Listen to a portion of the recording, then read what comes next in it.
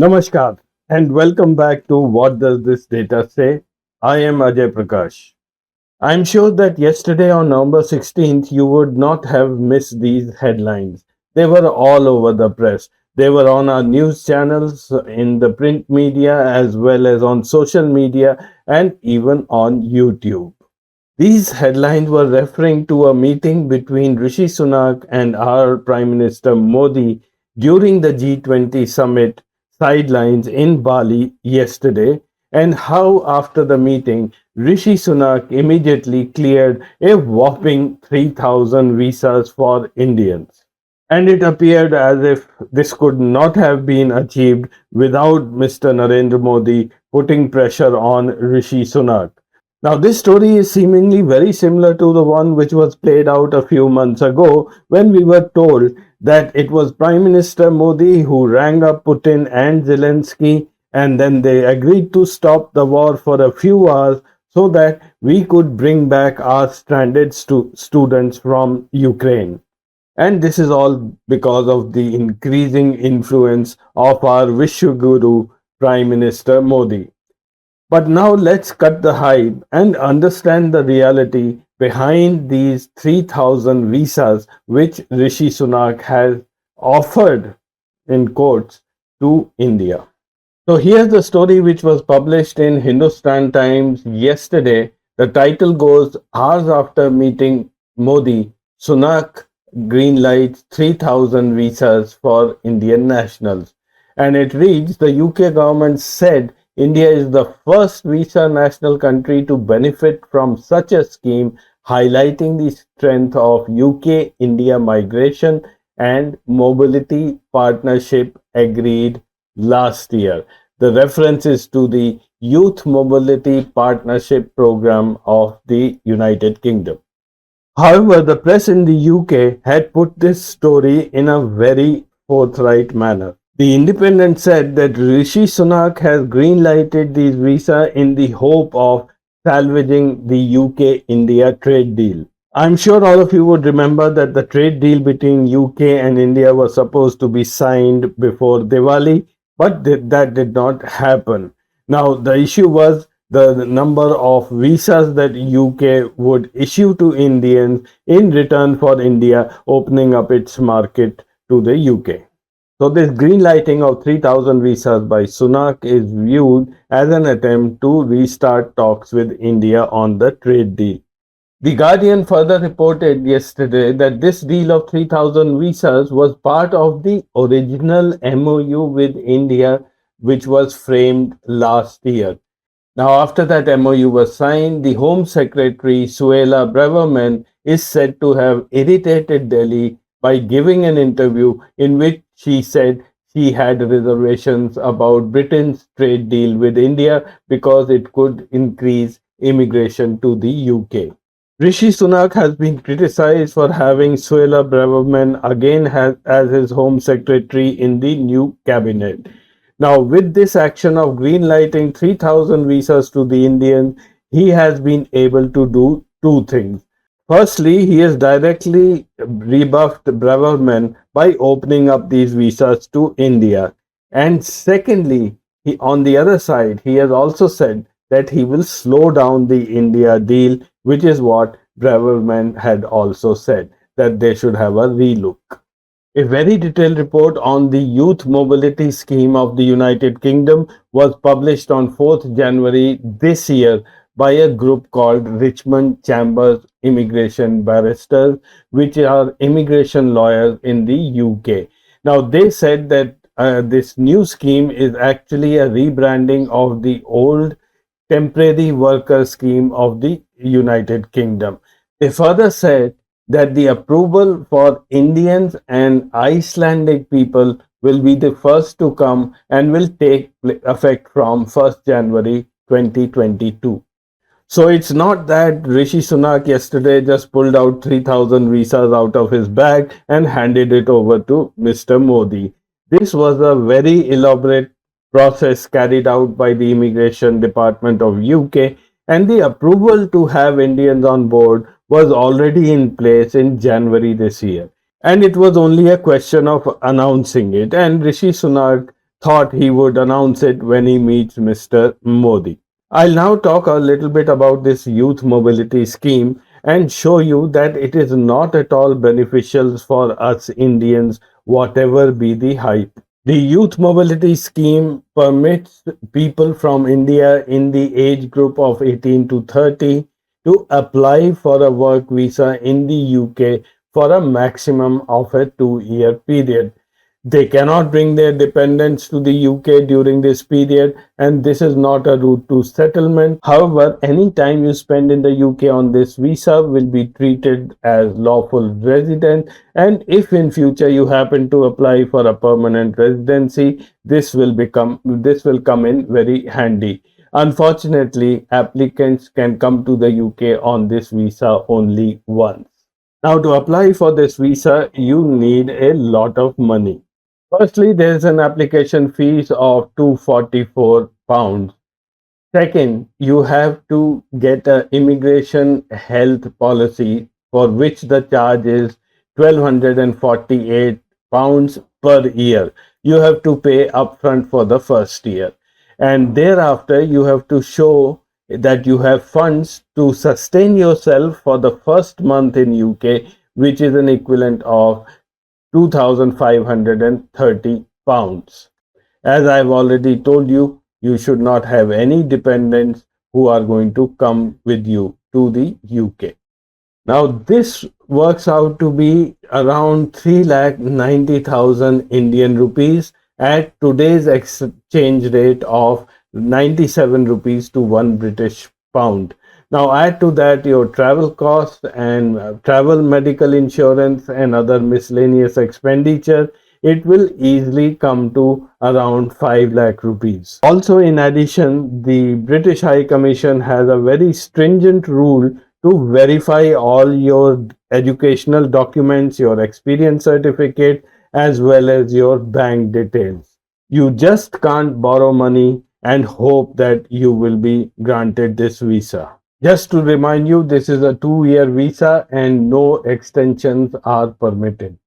Now, here is the list of 11 countries that fall under the Youth Mobility Scheme of the United Kingdom and the number of visas that has been allotted to each of those countries. At first position is Australia, 30,000 visas, New Zealand, 13,000, Canada, 6,000, India, 3,000, Japan, 1,500, and then bunch of countries who have 1,000 each: Monaco, Taiwan, Hong Kong, Korea, San Marino, and Iceland. So the visa allocations also happened last year. The green lighting has happened only for India and Iceland so far.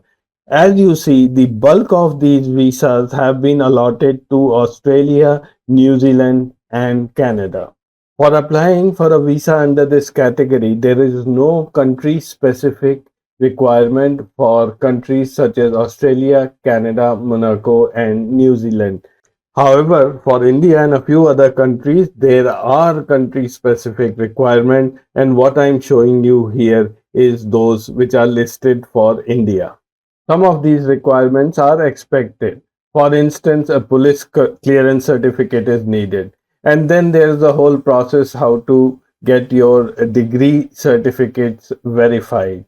But there is one very special requirement for Indians. One of the conditions everyone needs is that there should be an invitation from some organization within the US. Now, for Indians, this invitation will be routed through the Home Ministry in the United Kingdom, which means that if you have a friend there running a company and then he invites you, it will be scrutinized by the Home Office before one can apply. So the process becomes that much more difficult.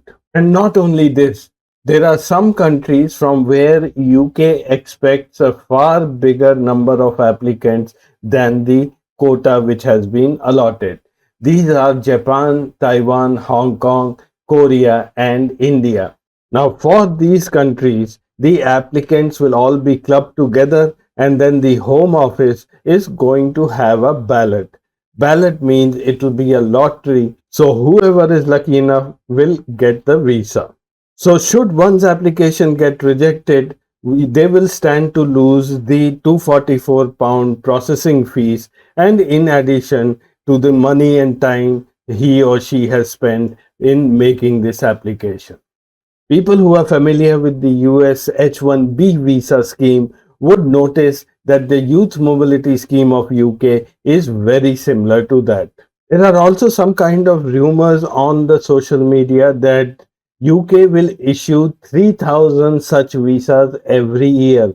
Well, it's not quite so. Now, regarding the number of visas in the subsequent year, the announcement says it will either be 1,000 or 50% of the previous year's places, whichever is greater. Though it is not even certain when the next year will happen because even the first year hasn't started yet, but then it's very clear. In subsequent years, for instance, India will be allotted only 1500 visa, whereas a country like Australia will get 15,000 visas. Now, what I don't really understand is why are we making such a big issue of these 3,000 visas? Just have a look at this data which I am presenting. These two tables pertain to the student visa issued by UK last year, the year ending June 2022. Now the list is topped by China, where over 1 lakh student visas were issued last year, and at second place is India, where 90,574 visas were issued.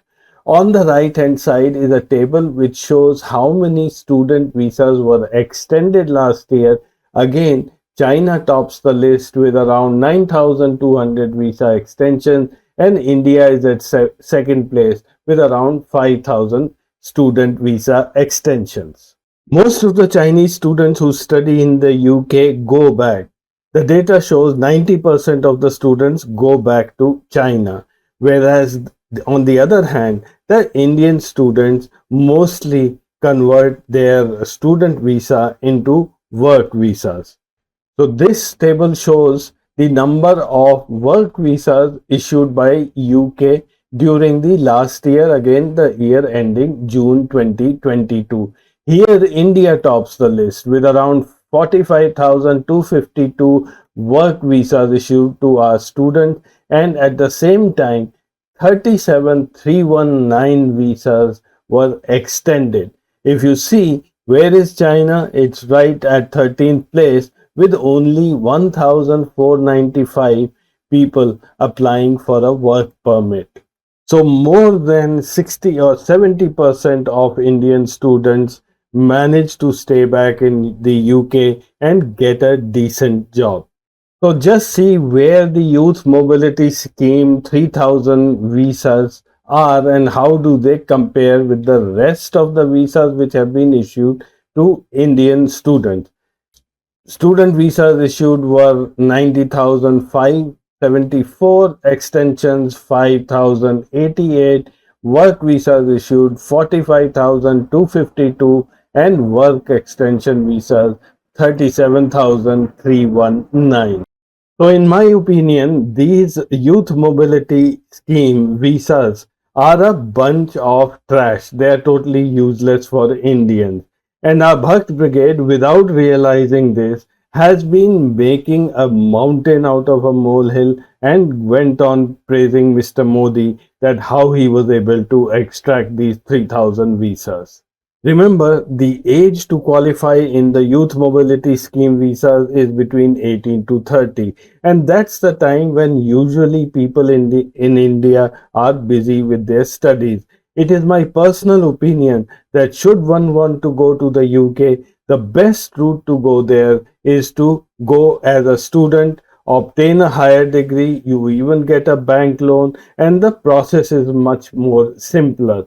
After obtaining the degree, you get a 2-year post study work permit, which allows you to work there and then probably establish yourself. So that's all in today's episode. I'll see you again next week with some more interesting data. Till then, namaskar and goodbye. Now be the first to know about the latest updates on our new news app. Go on your Android or iOS, search for HW News Network. Download our app, choose the language you prefer to get updates in, and be up to date with the latest news.